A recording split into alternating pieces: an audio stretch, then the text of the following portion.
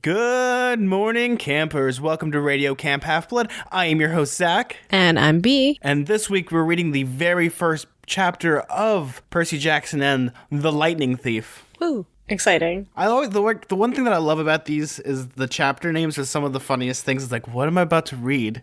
They're pretty funny, yeah. So, B, do you want to, read it? Because I think it's something that you should do. The title of the chapter? Yes. Yeah. The chapter that we read for this episode was I Accidentally Vaporize My Pre-Algebra Teacher.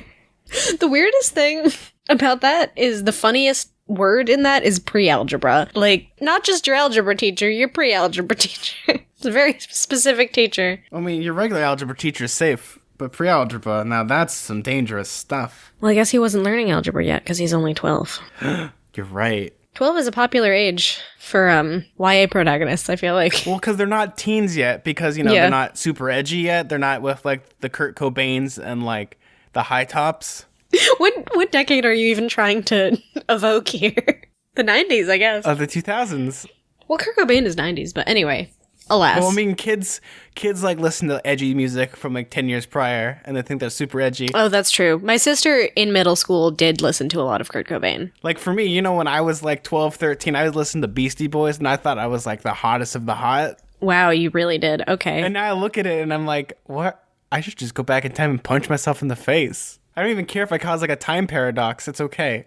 So the great thing I love about reading just the first chapter of this, it basically sums up the whole book, is, look, I don't want to be a half-blood. If you're reading this because you think you might be one, my advice is close this book right now. Okay, let's close this book. Thank you guys for listening to an episode wasn't that a super Lemony Snicket moment there? It felt very the fourth wall kind of thing, where he's telling you not to read it. Then afterwards, it's believe whatever lie your mom and dad told you about your birth and try to lead a normal life. That is a very Lemony Snicket-esque thing. The difference, of course, is, there's no there's a narrator, but it's a first-person narrator. Percy Jackson. It's Percy Jackson narrating himself. Yeah, that's what's weird about it, I guess, is, he's telling you not to read it, but he's also experiencing the events in the book at the same time. Is that supposed to be, a frame narrative? Is he writing a book to someone? What is he's acknowledging that he's writing it and that it happened, so. I mean, it's kind of like a hybrid. I feel like it's supposed to, warn other kids about what's going on, but more, it's,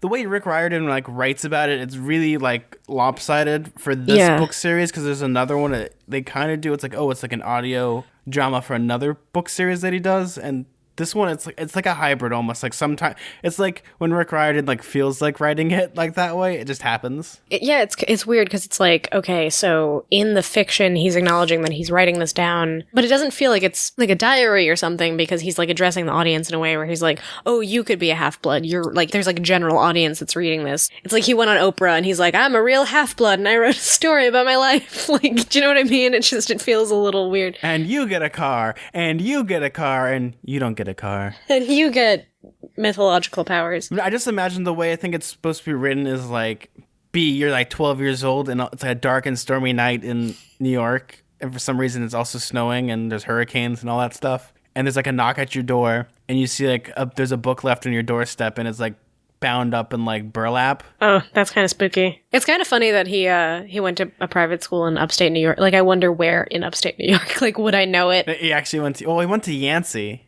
No, I know, but do they mention the town it's in or something? No. I think it's probably near Albany or Utica. Okay, so that's more upstate than where I am. I'm technically not upstate, but people call it upstate. Anybody who lives in the actual city calls it upstate because they don't conceptualize of the entire state. I mean, later on in this chapter, he does talk about he should just hop into a cab and go see his mom. It's a trip to actually visit his mom. Yeah, I guess that's true. I mean, I'm not that close to the city. It really depends on your definition. Anyway, I just thought that was kind of interesting. So Percy Jackson is cool and hip. He's 12 years old, and he's going on a field trip with a bunch of delinquents. Yeah, a bunch of really horrible, disgusting children. We're gonna get a lot of series of unfortunate events parallels. Oh yeah, I definitely picked up on that. What's her name? That insufferable little girl who kept stealing things. What was her name? Oh, you mean Nancy Bobofet? I couldn't get over that her last name sounds like Boba Fett.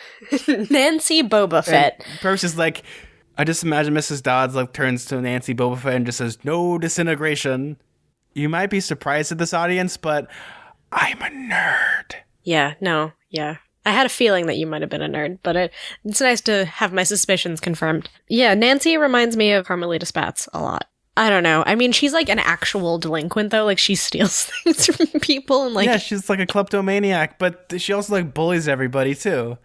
So it's like she doesn't have her priorities of like, does she want to steal or just be a bully? I think specifically what reminded me of that character was the fact that she has this teacher who she kind of sucks up to, who like doesn't notice that she's terrible, and that like is a very similar vibe that Carmelita Spatz has, where it's like, oh, she's this like bratty girl who is always doing terrible things, but the adults don't notice it, but they're busy picking on this other kid who has every right to be acting the way he's acting. Yeah, because, you know, she's just the worst because they're on the school bus with, you know, Percy's actually with his best friend Grover, and she's just pelting him with the grossest sandwich I've ever heard of. The grossest sandwich in the world, yeah. It made me think a lot of Harriet the Spy. She ate like a weird sandwich too. It was like tomato sandwiches or something. I mean, there's like some sandwiches that I would try, but this is one I would not try. Yeah, no, it's not good. And that is a peanut butter and ketchup sandwich. Just thinking about that gives me heartburn. I'm thinking of like see, my problem is because I like food too much. Is like,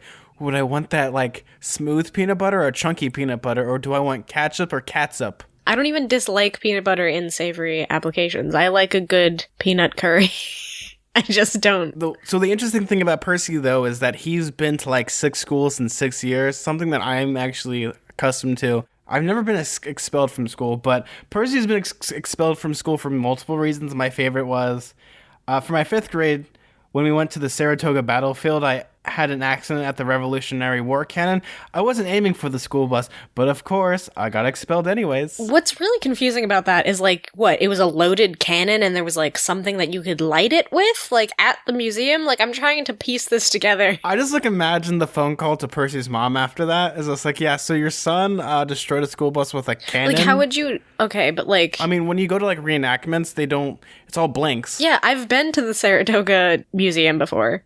When I was a kid. Or maybe it's like the one day they actually fire off a real cannon and Percy just happened to be there. I actually have a funny story about that. I went to like Fort Ticonderoga with my mom, and she was like, oh, I went here and it was so cool because they have like a downstairs basement part, all of these like fake skeletons in like the dungeon, and they're like rotting away and it's really spooky, and let's go. We were walking around and we couldn't find it, and then she finally asked some guy dressed up as like a revolutionary soldier and was like, hey, so where's like the spooky dungeon with all the skeletons? And they're like, yeah, we closed that down. Some parents complained about it. It was kind of not a good idea. And my mom was so disappointed.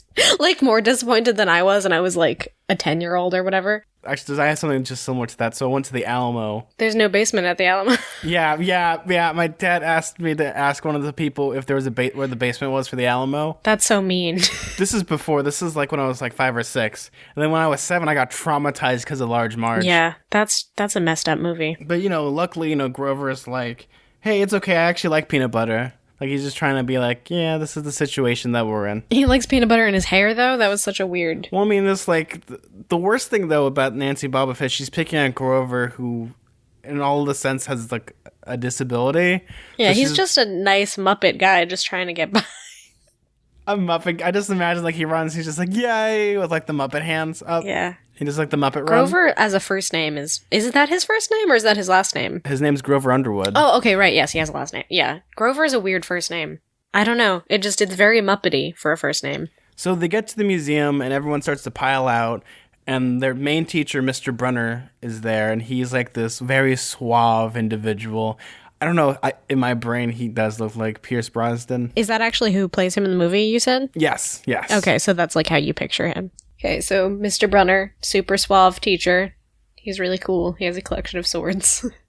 Oh, yeah, and it's like, he's, like, super cool. Like, he has, like, tournament day at school, because he teaches Latin, and he's, like, the hippest teacher, like, the raddest teacher in all the school. Like, he brings, like, live swords to school, and they have, like, tournament days, and he just seems like the type of teacher, if he wasn't in a wheelchair, he'd actually jump up on, like, the table and, like, almost do, like, Dead Poet Society type of stuff. For some reason, I imagine him, like, sitting in his wheelchair the way that, like, a cool teacher would sit in a chair, like, backwards, like, hey, you thought I was gonna teach you from the book, but we're gonna teach you For the school of hard knocks. I feel like that's exactly what's happening. Now that's what I'm picturing in my head. Like he's just always backwards. Like, he's constantly in a cool pose, backwards on his chair. Like, does that work for you? He wore shutter shades all day. Were shutter shades even a thing? Yes, this is 2005, 2006. Oh, that's true. That was the heyday of shutter shades. Yeah.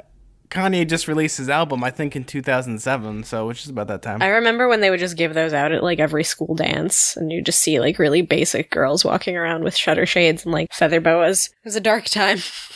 If only we had glasses that were made out of this transparent material that didn't block your vision. But B, that's not the scariest person on this field trip. That actually goes to Mrs. Dodds. She's horrible. I love the description they give her.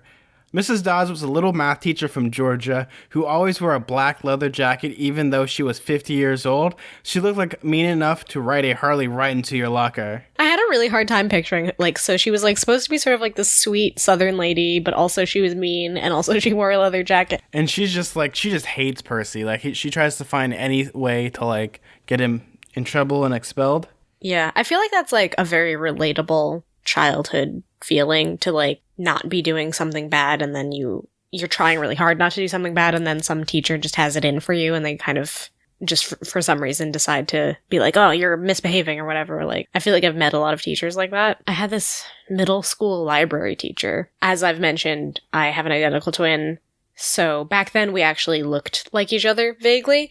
So I was, like, walking down the hall, and I had already taken her class. Like, I wasn't in a library class anymore, but she thought I was my sister who had called out sick that day, and she thought that she was just playing hooky and saw me and was like, ha, see, I gotcha. And then she made me take her test for her. Did you pass? Even though I wasn't in the class. No, because halfway through the test, I was so scared I didn't correct her, and I was just there taking my sister's test for her, and I was just so horrified by this woman that I didn't say anything, and then she was like, oh, sorry. And then, like, she didn't even really apologize. She kind of, like, half-assed apologized and was like, okay, you can leave now. You're not your sister. And I was like, yeah, I know, I was too scared to say anything. Also, I'm pretty sure then she was, like, fired from the school because she, like, grabbed some kid's arm, hurt his arm in some way. And they're like, all right, you're a little bit too, like, old-fashioned, like, nun with a ruler kind of teacher for this public school. I think you should move along. I feel like almost name-checking her. She's almost certainly dead by now.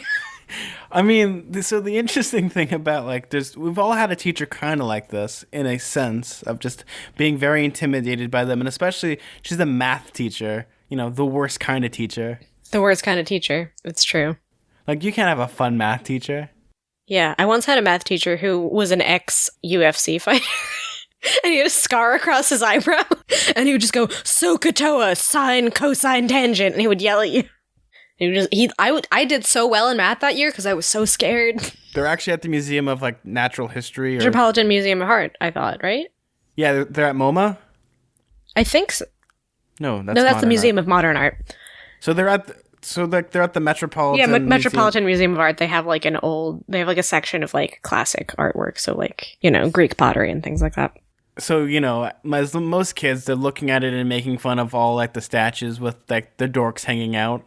That's when, like, Percy, like, snaps and tells Nancy Bobofet, who's laughing the most, just to shut up. Percy's doing, like, a real service to the world. What was so frustrating about that scene was, like, wouldn't the teacher be like, hey, why are you talking during my presentation about that? Because later on they establish that Mr. Brunner has, like, really good hearing skills, and that's why he's able to hear Nancy whenever she says something bad. But, like, if he's doing a presentation and she's interrupting and saying things and making snide remarks, why isn't he doing something about it? It just seems like a weird plot hole so that Percy can, like, speak up accidentally and be too loud. Well, no, because it adds exposition, because right afterwards, this is where we get a little bit of mythology here. Because, you know, Mr. Brunner isn't angry, but he asked Percy to explain what he was just talking about, and it is like a vase? Yeah. It's like a piece of art, but it's detailing, like, the Titans and the gods. Yeah, the story of the guy who ate the children. Kronos. Yeah,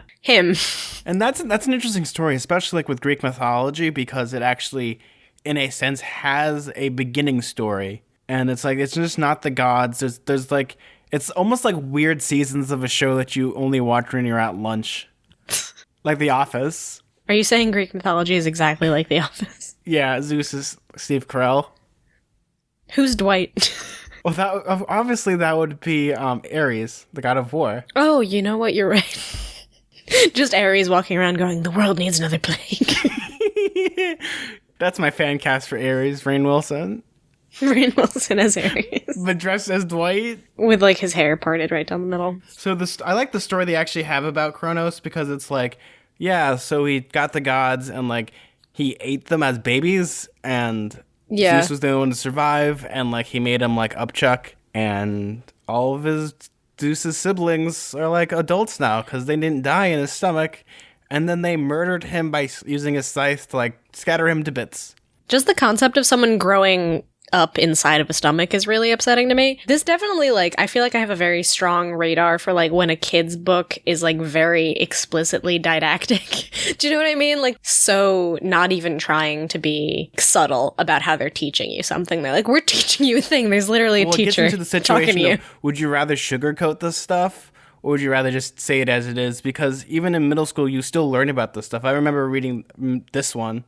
Like, I think it's much better not to sugarcoat it. Just be, like, really honest, but, like, this is the story. Like, Hansel and Gretel, like, I love reading, Grimm's fairy tales, but, like, trying to find the most original adaptation of it rather than... Which is always just more and more horrifying the further you go back, basically. Yeah, because it's, like, just imagine, like, the Germans didn't mess around when it came to stories. No, they did not. My people are dark people.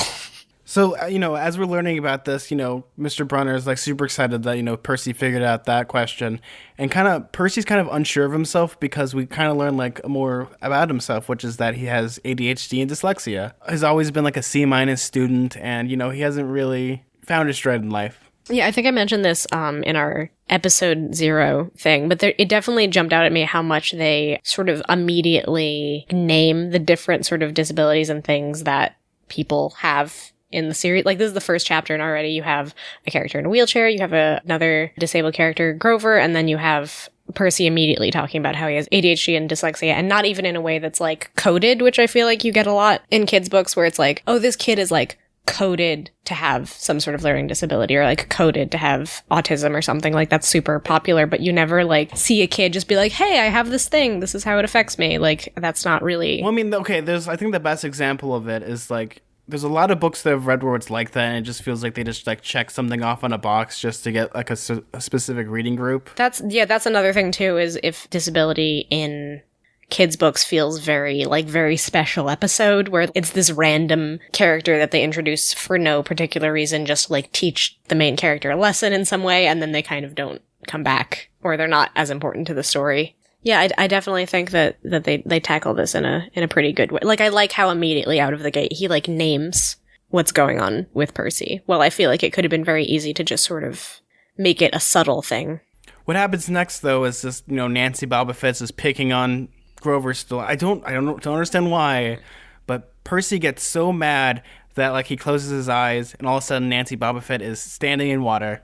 She's in a fountain. Yeah, does he, like, summon the water? Like, I'm trying to remember. Oh, it's almost like the water grabbed her. He water bends, and the water grabs her because she's terrible, is basically what happens. And the only person that saw what really happened was Mrs. Dodds. Yeah, this was such, like, that escalated quickly moment where, like, all of a sudden, all of, like, the mythology of this book, like, is like, here, we're real, or something. I don't know. It just was, like, going to this museum to, like, oh, here it is. Here's the creature that you have to destroy. I don't know. That seemed, like, really sudden to me. Yeah, because then, like, Grover's, like, giving looks to Mr. Brunner, and Mr. Brunner isn't really paying attention, and Percy goes with Mrs. Dodds because she's like, yeah, you have to come with me. And he's freaking out because, like, oh no, what if I have to buy her a new Nancy Bobofit a new shirt or something? Which is also crazy because, like, why would this child have money?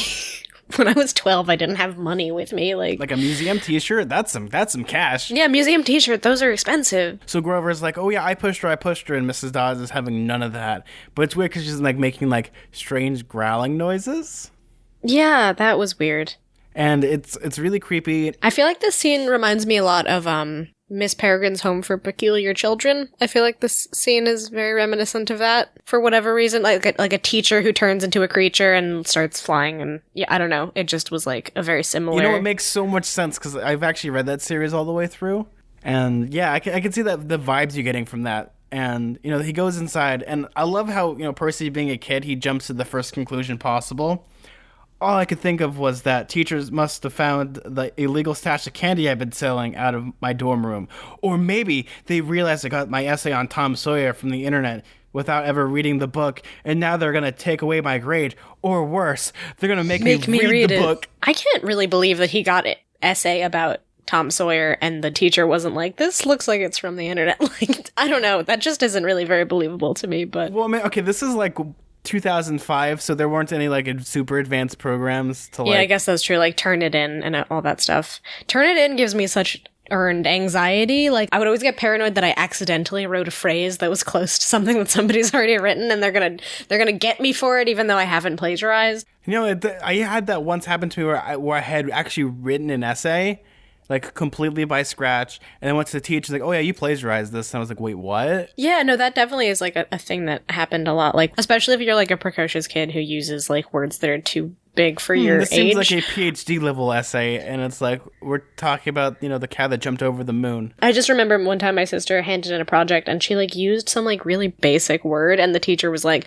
you didn't write this because you use the word various, or so. It was like a very basic like vocabulary word, and she just was like, no, I'm not having it, you got this from somewhere else. And it's like, I hate teachers. This is actually just our podcast about how teachers can be really awful. I mean, good teachers are good, but there's so many very bad. Well, they're few and far between now, because we could easily get into this discussion about, you know, teachers and being paid and stuff, but Mrs. Dodds is the worst because she's still making that growling sound, and they like go into like one of the museum rooms. There's no one else in there, just Percy and Mrs. Dodds, and she starts like screaming, I found you, which is upsetting and creepy.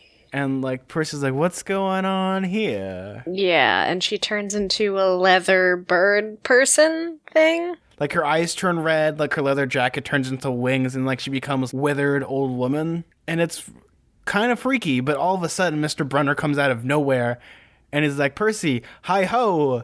And he throws a pen to Percy. Yeah, this is the part that totally confused me. Did he hallucinate? Like, he does say, like, oh, did they sneak magic mushrooms into my food or something? Like, he's so, like, confused as to what just happened, because it's not even just, like, something weird happens and then no one acknowledges it. Mr. Brunner is actually involved in this whole scenario, and then he goes back and he's just sitting exactly where he was. So, like, I'm a little bit confused about what's happening here. Well, we'll find out later on as the story goes around, but Percy, like, slices Mrs. Dodds in half, and she turns into sand, almost like, you know, like a sandcastle being shot through a turbine engine. Yeah, or when, like, Voldemort dies and he just bursts into a million pieces. Spoilers. Ooh. Oh yeah, spoiler alert, Voldemort dies eventually, you guys. It's been years. I didn't even read the books. I told you. Listen, if you grew up in the 90s and you don't know that Voldemort died, it's too late. Sorry. Wow. Well, just like the one person that's been like, he's only had like 4 Harry Potter books and just came out like the bomb shelter. Right, he's in the middle of Deathly Hallows, like, God darn it. People have bumper stickers that say Dumbledore dies. Like, we all know. But yeah, so she's dead, and Percy's like, did I, like, imagine this? And he walks outside and sees Nancy Bobofet, and she's like, oh man, you're so much in trouble when, like, Mrs. Kerr finds you. Like, wait, who's Mrs. Kerr? This was weird to me, because now it's like, they reveal all this weird mythology stuff, but then also, like, everything Percy has known so far about this teacher who's been, like, giving him a hard time, like, she hasn't existed or something. Like, it's very... Is there some sort of weird rift in the space-time continuum? Like, what's going on here? I think maybe we might find some more about this in, like, the next chapter or in so. The next chapter, yeah. It is the first chapter, after all. It is the first, but there's so many questions that are already, like, not answered, but, like, you know, proposed. The chapter ends when Percy asks Mr. Brunner, like, where's Mrs. Dodds? And he's like, oh, who? Yeah. And then he's like, oh, I'll take my pen back, thank you very much. Because Percy's still holding the pen in his hand. That's the thing, is, like, there's such, like, a weird line between, like, what he could be imagining and what physically happened. Like, he does physically have the pen. Like, where did the pen come from? Anyway. You know, it becomes very ambiguous, and we'll find out, again, once more with the next chapter. You keep being like, in the next chapter. Next time on Percy Jackson and the Olympians. It's like Dragon Ball Z, you'll have, like, 30 episodes. Something eventually will happen. Yeah, and we'll just, like, it'll just all be recap about what happened the episode before. But yeah, no, that's the chapter. What did you think of it, B? Honestly, like, speaking of Harry Potter, I feel like this whole premise really reminded me of, like, when Harry goes to the zoo and accidentally makes the glass disappear and the snake escapes. Like, it's very much like, we're going on a trip and oh no, your magical powers are here. It's like super similar as far as a scene goes. But I think the big difference is like, I think because I was expecting something much more subtle, like hinting to these powers or abilities he might have in some way, or like something about his half-bloodedness or whatever that he alludes to at the beginning of the chapter. It's like, it's not like subtle. It's not just like, oh, he does like a minor thing. Like, if it was just the thing with Boba Fett where he like made the water move or something, and then the thing that didn't happen with Mrs. Dodds, I feel like that would be like what I would expect. Like, oh, we're hinting towards this, you know, magical thing that's going to happen in later chapters. But it kind of actually surprised me how like quickly they got into like the action of everything. Oh yeah, no, I totally agree with all like what you said, and it's very Harry Potter-esque, and it condenses the first 2 chapters into like some like, I mean, I guess that's good, getting the action quick and fast, and there's like a lot of questions that are proposed for the next chapter just to, you know, to turn that page. I feel like the pacing of it is so much faster than I expect. Even like something like I think of like Goosebumps and how like I read the Curse of the Mummy's Tomb for your podcast, and how there's so many like false starts, sort of like there's moments where he thinks it's an actual mummy, but it's like someone playing a prank or what. Like, I feel like that's really common in children's books to sort of like allude to something else going on, but it doesn't happen until later in the book. Almost that happens a little bit too late. That like happens in like the last chapter where they actually reveal the magic is real or whatever. But yeah, the pacing is super weird for me. I think the reason for that is just to get kids to keep turning. It's like a page turner. You need to have like always something to grab onto, which I think works in this. And we get so many great things, and I'm so excited for, you know, for you to read the next couple pages or chapters or whatever. Next couple pages. Yeah, they're really short chapters. I feel like I have to like sort of pace myself because I don't want to like read too far ahead and then because we're going chapter by chapter, it'd be like, okay, let's go all the way back to chapter 2. Yeah, I'm interested to see like where this goes. It's really already starting on all the sort of mythos and action really early on in the story. Yeah, rad. I'm so excited for this. So B, where can they find you? Yeah, I'm excited too. You can find me on Tumblr at twinpoetry.tumblr.com, and you can find me on Twitter at B. Kelly Gorman, and that's about it. You can find me on Twitter at Suda41, that's SUDA41. If you want to follow our show on any podcatching website, you can. If you leave us a review on iTunes, we'd really appreciate it. That would be amazing. Helps us boost our numbers up to the top, and even though I think we're the only Percy Jackson podcast, it would really help us to get more of an audience and hear more of you super mythical people. If you want to email the show and send us cool like iris messages, you can send it to us at radiocamphalfblood@gmail.com. You can also follow us on Twitter under the same name, and we really appreciate it. Thanks, guys. Bye. Bye.